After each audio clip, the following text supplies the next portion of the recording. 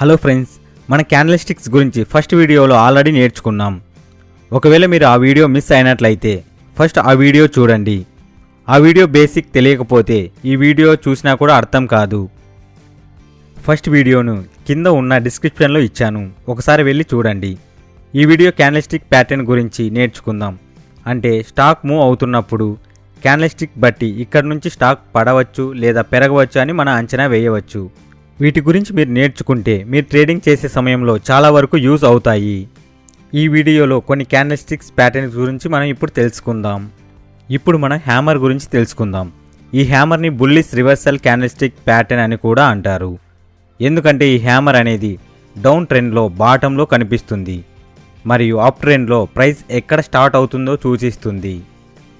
ఈ హ్యామర్ అనేది bullish hammer అయినా లేదా బేరిష్ హ్యామర్ అయినా డౌన్ ట్రెండ్లో ఏర్పడితే మన ప్రైస్ యాక్షన్ అప్ ట్రెండ్కి వెళ్తుందని మనం తెలుసుకోవచ్చు. ఈ హ్యామర్ అనేది డౌన్ ట్రెండ్లో సపోర్ట్ లెవెల్ దగ్గర ఏర్పడుతుంది. దీన్ని బట్టి మనం ప్రైస్ పైకి వెళ్తుందని తెలుసుకోవచ్చును. డైలీ చార్ట్లో హ్యామర్ని ఎలా ఐడెంటిఫై చేయాలో మనం ఇప్పుడు తెలుసుకుందాం. బాడీ కంటే 3 times విక్ పెద్దదిగా ఉంటుంది. ఈ హ్యామర్కి టాప్లో బాడీ చాలా చిన్నగా ఉంటుంది మరియు విక్ చాలా పెద్దగా ఉంటుంది. అయితే ఇది బుల్లిష్ హ్యామరా లేదా బేరిష్ హ్యామరా అనేది మ్యాటర్ కాదు. బట్ బుల్లిష్ హ్యామర్ అయితే కొంచెం పవర్ఫుల్గా ఉంటుంది. ఈ హ్యామర్కి బాడీకి పైన చిన్న విగ్ లేదా విగ్ లేకుండా కూడా ఫామ్ అవుతూ ఉంటాయి. సో ఇప్పుడు మనం హ్యామర్ ఏర్పడినప్పుడు ఎక్కడ ఎంట్రీ తీసుకోవాలో ఇప్పుడు తెలుసుకుందాం. ఫస్ట్ మనము డౌన్ ట్రెండ్లో బాటంలో అండ్ సపోర్ట్ లెవెల్లో ఏర్పడిన హ్యామర్ దగ్గర ఎంట్రీ తీసుకోవాలి.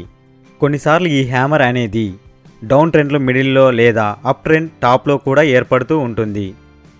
మిడిల్లో కానీ అప్ ట్రెండ్లో ఏర్పడిన హ్యామర్ క్యాండిల్లో ఎంట్రీ తీసుకున్నట్లయితే మీ స్టాప్ లాస్ హిట్ అవుతాయి మరియు మీకు మనీ లాస్ అవుతుంది.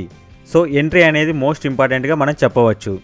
సో మనం హ్యామర్ అనేది సపోర్ట్ లెవెల్ దగ్గర ఏర్పడినప్పుడు హ్యామర్ యొక్క బాడీ పైన నెక్స్ట్ క్యాండిల్ ఫామ్ అయినప్పుడు ఎంట్రీ తీసుకోవాలి మరియు స్టాప్ లాస్ హ్యామర్ యొక్క విగ్ కింద ఎస్ఎల్ పెట్టాలి.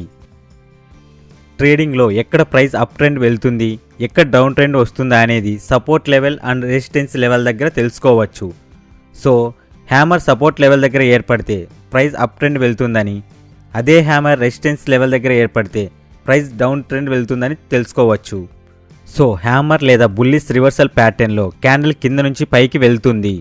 మీరు గుర్తుంచుకోవాల్సిన కొన్ని పాయింట్స్ ఏమిటంటే, మొదటిగా మీ చార్ట్లో సపోర్ట్ లెవెల్ని డ్రా చేసుకోండి. ప్రైస్ అనేది డౌన్ ట్రెండ్కి వెళ్తుందా లేదా అప్ ట్రెండ్కి వెళ్తుందా ఫస్ట్ చూసుకోవాలి. నెక్స్ట్ సపోర్ట్ లెవెల్ డ్రా చేశాక వెయిట్ చేయండి. ప్రైస్ సపోర్ట్ లెవెల్ దగ్గరికి వచ్చే వరకు వెయిట్ చేయండి. నెక్స్ట్ ప్రైస్ సపోర్ట్ లెవెల్ దగ్గరకు వచ్చాక అబ్జర్వ్ చేయండి హ్యామర్ క్యాండిల్ ఫామ్ అవుతుందా లేదా అని. హ్యామర్ క్యాండిల్ ఫామ్ అయితే బాడీ యొక్క హ్యామర్ పైన నెక్స్ట్ క్యాండిల్ ఏర్పడిన తర్వాతనే ఎంట్రీ తీసుకోండి. స్టాప్ లాస్ అనేది హ్యామర్ యొక్క విగ్ కింద పెట్టండి. ఇక్కడ వెయిట్ చేయండి. టార్గెట్ హిట్ అవుతుందా లేదా సపోర్ట్ హిట్ అవుతుందా అని తెలుసుకోవచ్చు. Thanks for watching. జై హింద్.